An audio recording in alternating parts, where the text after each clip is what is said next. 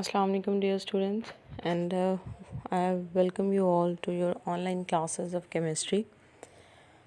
And as I told you in your last lecture that we'll continue our studies in the online lectures, and we were studying the chapter number 3, that was of gases. We will start our lectures and syllabus from where we have left, and as you recall it, the last lecture we studied was about I think the applications of Dalton's law of partial pressure. तो next बेटा हम इसके बाद जो आपके पास topic है और आपके स्मार्ट सिलेबस में तो डिफ्यूजन इफ्यूजन और ग्राहम्स लॉ के टॉपिक उन्होंने वहाँ पर स्किप किए हुए हैं। तो हम वहाँ से नेक्स्ट आपका टॉपिक बनेगा kinetic molecular theory of gases. ठीक है, 3.7 इसका जो है वो नंबर है, आप देख लें टॉपिक का और अपनी बुक साथ जो है वो आप ओपन कर लें। और ये टॉपिक है जी kinetic molecular theory of gases के बारे में, and this is included in your syllabus. तो मैं पहले आपको जो है वो केएमटी की थ्योरी के बारे में जो है वो बता दूं।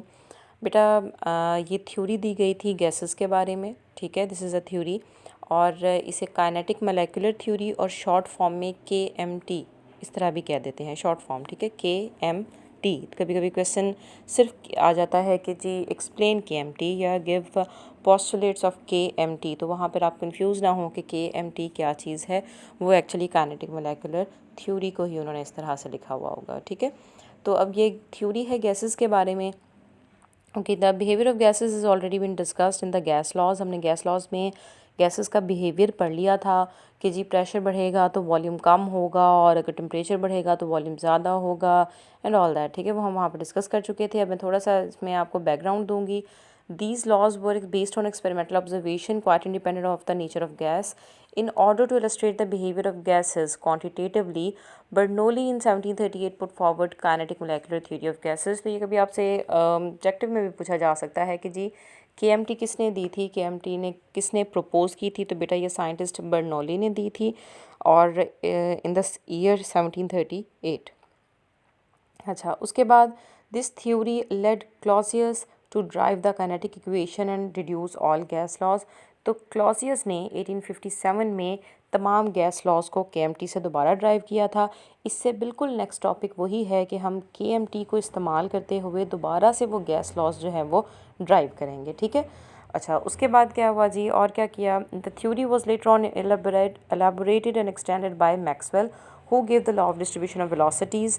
तो इसके बाद इसी थ्योरी का इस्तेमाल करते हुए मैक्सवेल ने law of distribution of velocities दिया था।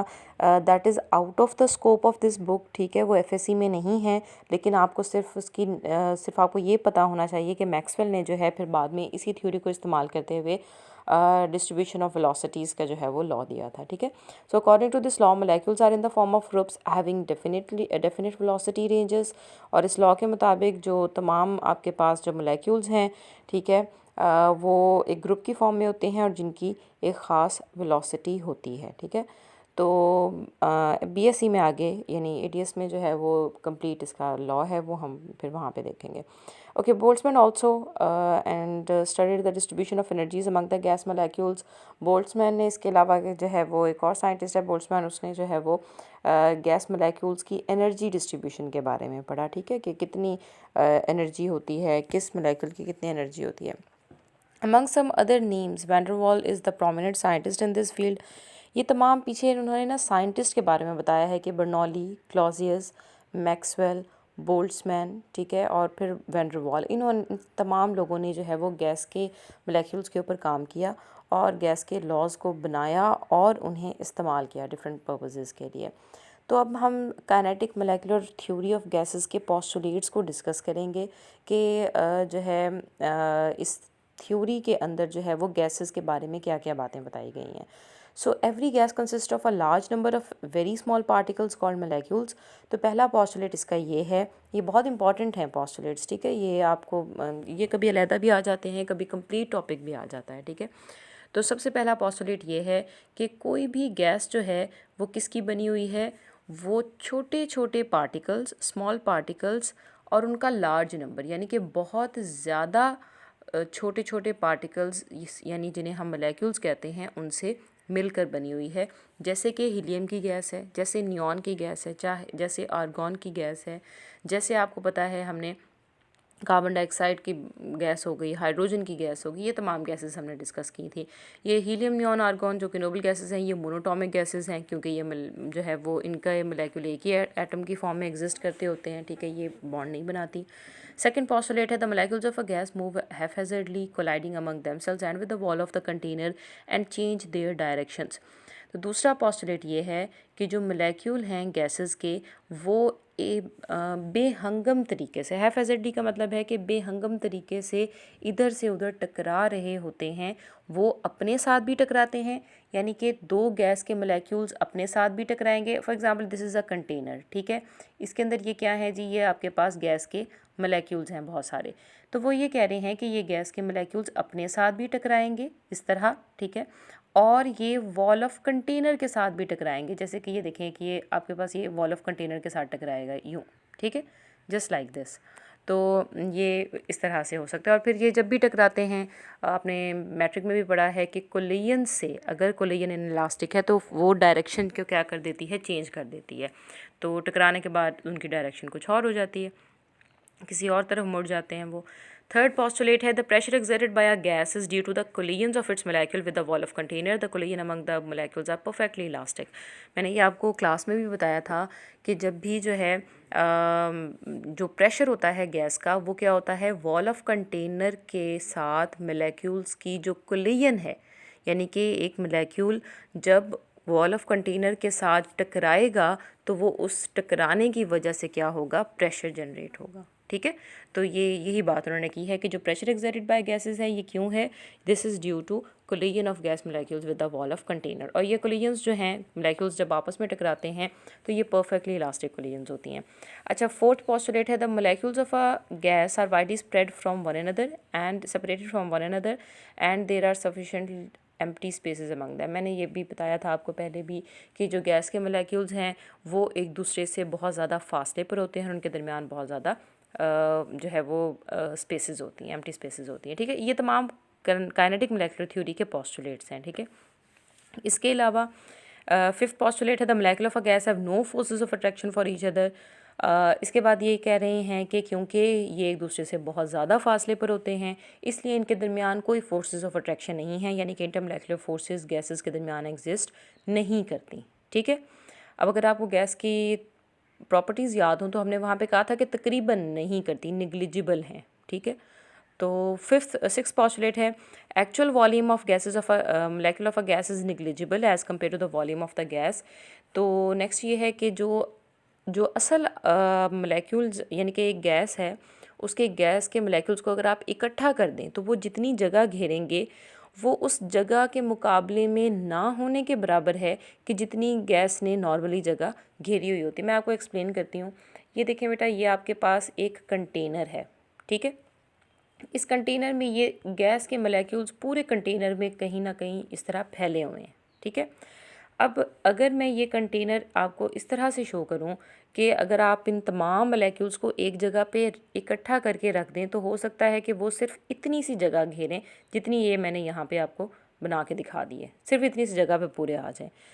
इस वॉल्यूम के मुकाबले में ये जो पूरा वॉल्यूम है, ठीक है, तो ये तो बहुत ज़्यादा है ना। तो इस छोटा सा, ये जो छोटा सा वॉल्यूम है जिसके अंदर गैस के तमाम मोलेक्यूल्स पूरे आ सकते हैं, ये ना होने के बराबर है, यानी निग्लिजिबल है। तो इसलिए हम कह रहे हैं कि जो एक्चुअल वॉल्यूम है गैस के मोलेक्यूल्स का, केएमटी कहती है कि दैट इज़ निग्लिजिबल, ना होने के बराबर है as compare to the volume of the gas, तो टोटल वॉल्यूम के मुकाबले में, ठीक है। ये 6 पॉइंट की आपको समझ आ गई, होपफुली समझ आ गई। अगर कोई प्रॉब्लम हो तो आप मुझसे पूछ लीजिएगा। 7th पॉइंट है जी, the motion imparted to the molecules by gravity is negligible as compare to the effect of the continued collisions between them. 7th point ये कह रहा है कि जो मोलेक्यूल्स हैं गैसेस के, वो जो एक दूसरे के साथ टकरा रहे हैं यानी कोलिजन कर रहे हैं, उनके ऊपर जो ग्रेविटी का असर है वो भी ना होने के बराबर है। ग्रेविटी का असर क्या होता है? ग्रेविटी का ये असर होता है कि ग्रेविटी किसी भी चीज़ को अपनी तरफ यानी नीचे की तरफ, ज़मीन की तरफ खींचती है। ठीक है, तो वो ये कह रहे हैं कि गैसेस में ये असर भी ना होने के बराबर है, क्योंकि गैस के मॉलिक्यूल्स इतने लाइट इन वेट होते हैं और वो एक दूसरे के साथ बार बार टकरा रहे होते हैं, तो उनके ऊपर तकरीबन ग्रेविटी का असर भी ना होने के बराबर है। Then we have eighth point, eighth postulate, that is average kinetic energy of the gas molecules varies directly as the absolute temperature of the gas। ये हमने पहले भी पढ़ा है, जो कि चार्ल्स लॉ ही था, और वो ये है कि क्या पढ़ा था हमने वहाँ पे, चार्ल्स लॉ तो चलें खैर वॉल्यूम से रिलेटेड था। तो वो ये कह रहे हैं कि जब टेम्परेचर डायरेक्टली प्रोपोर्शनल है, कैसे कि एब्सोल्यूट टेम्परेचर जैसे जैसे गैस का बढ़ेगा वैसे वैसे उनकी average kinetic energy gas molecules की वो भी बढ़ेगी। ठीक है, मैं इसको एक्सप्लेन करती हूँ दोबारा। देखिए बेटा, आपने एक गैस ली है कंटेनर में, आप उसका टेम्परेचर बढ़ा रहे हैं। जैसे जैसे आप टेम्परेचर को बढ़ाएंगे उसी हिसाब से जो मोलेक्यूल्स एक दूसरे के साथ टकरा रहे हैं या मोशन में हैं, एक से दूसरी जगह जा रहे हैं, उनकी मोशन क्या होती जाएगी, तेज़ होती जाएगी। ठीक है, अब वो एक दूसरे से ज़्यादा टकराएंगे, इसीलिए जो एवरेज काइनेटिक एनर्जी है गैस मोलेक्यूल्स की वो बढ़ती जा रही है, उसकी वजह से वो ज़्यादा टकराते हैं।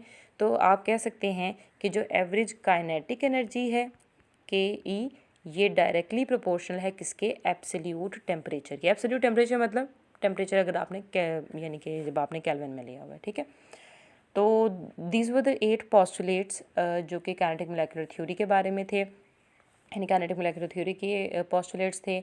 बहुत इंपॉर्टेंट हैं ये। ठीक है, ये आपको बहुत अच्छे से जो है वो प्रिपेयर होने चाहिए। और इससे नेक्स्ट हम आगे जो है ना काइनेटिक मोलेकुलर इक्वेशन जो है वो ड्रॉ करेंगे। ठीक है, मैं यहाँ पे एक बात आपको बताती जाऊँ कि ये जो 2 पॉइंट्स हैं ना, एक पॉइंट नंबर 5 और एक पॉइंट नंबर 6, ये 100% ट्रू नहीं है। ठीक है, ये हम आगे देखेंगे। आपके उन्होंने ना स्मार्ट सिलेबस के चक्कर में थोड़ा सा उन्होंने यहाँ पे चीज़ें निकाल दी हैं, यानी कि आपके सिलेबस में बहुत सारी चीज़ें नहीं हैं। ठीक है, लेकिन मैं आपके कंसेप्ट के लिए बता रही हूँ कि बाद में इसी चैप्टर में उन्होंने बताया हुआ है कि जो आइडियल गैसेस हैं उनके लिए ये बातें ठीक हैं दोनों, लेकिन जो नॉन आइडियल गैसेस हैं यानी कि जो रियल गैसेस होती हैं जिनके साथ हमारा वास्ता पड़ता है डेली बेसिस पे, वो ये दोनों पोस्टुलेट्स 100% ऑबे नहीं करती, क्योंकि गैसेस में कहीं ना कहीं मोलेक्यूल्स के दरमियान थोड़ी बहुत जो है वो फोर्सेस ऑफ अट्रैक्शन भी डेवलप हो जाती हैं। जैसे जैसे आप गैस का टेम्परेचर लो करते हैं, प्रेशर ज़्यादा करते हैं, तो ये दोनों पोस्टुलेट्स ऑबे फिर नहीं होते। ठीक है, तो बहरहाल केएमटी के पोस्टुलेट्स में आप ये इसी तरह लिखेंगे। और जो अगर हम आगे सिलेबस देखेंगे, अगर उन्होंने आपके सिलेबस में नॉन आइडियल गैसेस को इंक्लूड किया हुआ है तो फिर मैं वहाँ पर ये बात एक्सप्लेन कर दूँगी।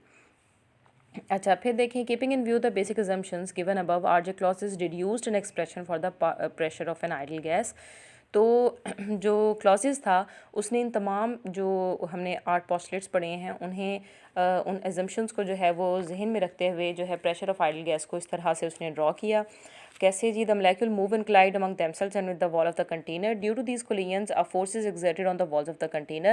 This force, when divided by the area of the vessel, gives force per unit area, which is called pressure. तो यही मैंने प्रेशर के बारे में बताया था कि प्रेशर क्या है, जो मोलेक्यूल्स गैस के मोलेक्यूल्स जो हैं वॉल ऑफ कंटेनर पे जो जोर लगा रहे हैं, जो फोर्स लगा रहे हैं, वो क्या कहलाती है, प्रेशर। और इस प्रेशर को, इस फोर्स को अगर आप यूनिट एरिया में ले लें तो हम उसे प्रेशर का नाम दे देते हैं। ठीक है, प्रेशर आपने वैसे भी पढ़ा हुआ है ना फिजिक्स में, प्रेशर क्या होता है, P is equal to F/A, यही होता है ना, फोर्स पर यूनिट एरिया। ठीक है, so in this way the final form of the kinetic equation is as follows, जो कि क्या होती है, PV is equal to 1/3 mnc1 ठीक है, अब ये जो इन्होंने यहाँ पे दिया है ना, PV is equal to 1/3 mnc1, बेटा ये आगे BSc में जो है ये पूरा हम ड्राइव करते हैं। ठीक है, उन्होंने आपको यहाँ डेरिवेशन नहीं बताई हुई, सिर्फ आपको डायरेक्ट बता दिया है कि ये फिर हम जो है वो इससे काइनेटिक इक्वेशन जो है वो ड्रॉ करते हैं। तो आपको ड्राइव करने की ज़रूरत नहीं है, यहाँ पे सिर्फ आपने ये याद रखना है कि काइनेटिक इक्वेशन क्या है, PV is equal to 1/3 mnc1। अब इसमें देख लें जी ये चीज़ें क्या हैं। P क्या है, इसके अंदर P प्रेशर है, V क्या है, V वॉल्यूम है। ठीक है, स्मॉल m क्या चीज़ है, mass of one molecule of the gas. ठीक है, फिर N क्या है, capital N, this is number of molecules of gas in the vessel, कि जितने टोटल नंबर ऑफ जो है गैस के मोलेक्यूल्स प्रेजेंट हैं उस वेसल में। C क्या है, C² कोई नई चीज़ है, बाकी तो आपको थोड़ा बहुत पता था। C² बार जो है ये हमारे पास क्या है, this is mean square velocity. ठीक है, इसे बेटा यूँ लिखते हैं, शायद आपकी बुक में ठीक लिखा भी हुआ होगा, सी, ठीक है, स्मॉल सी, बड़ा नहीं, स्मॉल सी स्क्वेयर, और ये ऊपर इस तरह से बार, इसे पढ़ते यूँ हैं सी स्क्वेयर बार। ठीक है, अच्छा, सी स्क्वेयर बार क्या चीज़ है? This is mean square velocity. इसके बारे में हम थोड़ी सी बात कर लेते हैं क्योंकि ये नई चीज़ है आपके लिए। देखिए बेटा, यहाँ मैं पहले पढ़ देती हूँ। The idea of the mean square velocity is important. All the molecule of a gas under the given conditions don't have the same velocities, rather different velocities are distributed among the molecules. To understand it, study Maxwell's law of distribution of velocities. If there are n1 molecule with velocity c1, n2 molecule with c2 and so on, then अब वो कह रहे हैं कि ये जो mean square velocity है ये क्या चीज़ है? बेटा स्क्वेयर का तो आपको पता है, स्क्वेयर का मतलब होता है किसी चीज़ का स्क्वेयर ले लेना, ठीक है। और मीन का मतलब होता है एवरेज। मीन का मतलब क्या होता है जी? एवरेज, ठीक है। वो आपको पता है टोटल नंबर और उसके डिवाइडेड बाय कर देते हैं टोटल जो आपके पास हो, ठीक है, उसके साथ। तो अब मीन स्क्वेयर वेलोसिटी क्या है बेटा? लेट्स सपोज कि आपके पास जो है जो गैस है उसके अंदर मोलेक्यूल्स हैं और उसके अंदर मोलेक्यूल आप कह देते हैं जी, एक मोलेक्यूल को कह देते हैं n1। उस n1 मोलेक्यूल की वेलोसिटी क्या है? c1, ठीक है। दूसरा मोलेक्यूल है n2, उसकी वेलोसिटी क्या है? c2। तीसरा मोलेक्यूल है c3, उसकी वेलोसिटी तीसरा मोलेक्यूल है n3 और उसकी वेलोसिटी क्या है? c3 एंड सो ऑन, इसी तरह, ठीक है। इसी तरह आपके पास मोलेक्यूल चलते जाएंगे n1 से n2 n3 n4 n5, बहुत सारे मोलेक्यूल्स और उनकी velocity c1 c2 c3 c4, बेशुमार वेलोसिटीज़, ठीक है। तो हमारे पास जो मीन स्क्वायर वेलोसिटी आती है वो क्या आती है? आप इन तमाम वेलोसिटीज़ को क्या कर दें जी? ऐड कर दें, ठीक है। c1 plus c2 plus c3 और उनका स्क्वायर ले लें, यानी कि c1 स्क्वायर, पहले आपने c1 का स्क्वायर ले लिया, उसके अंदर ऐड किया c2 का स्क्वायर, उसके अंदर ऐड किया c3 का स्क्वायर, एंड इसी तरह प्लस के आगे उन्होंने डॉट्स लगाए हुए ना। डॉट का मतलब ये चलता जा रहा है इसी तरह से, ठीक है, क्योंकि बहुत सारे आपके पास मोलेक्यूल्स होते हैं ना। अच्छा, फिर डिवाइड करना है उसको हमने किसके साथ? ये मैं यहाँ लिख देती हूँ, plus c3 square and so on divided by n1 plus n2 plus n3 and so on, इसी तरह चलता जा रहा है। n1 n2 n3 क्या है? नंबर ऑफ़ मोलेक्यूल्स के, एक पहला मोलेक्यूल, दूसरा, तीसरा, इस तरह करके, ठीक है।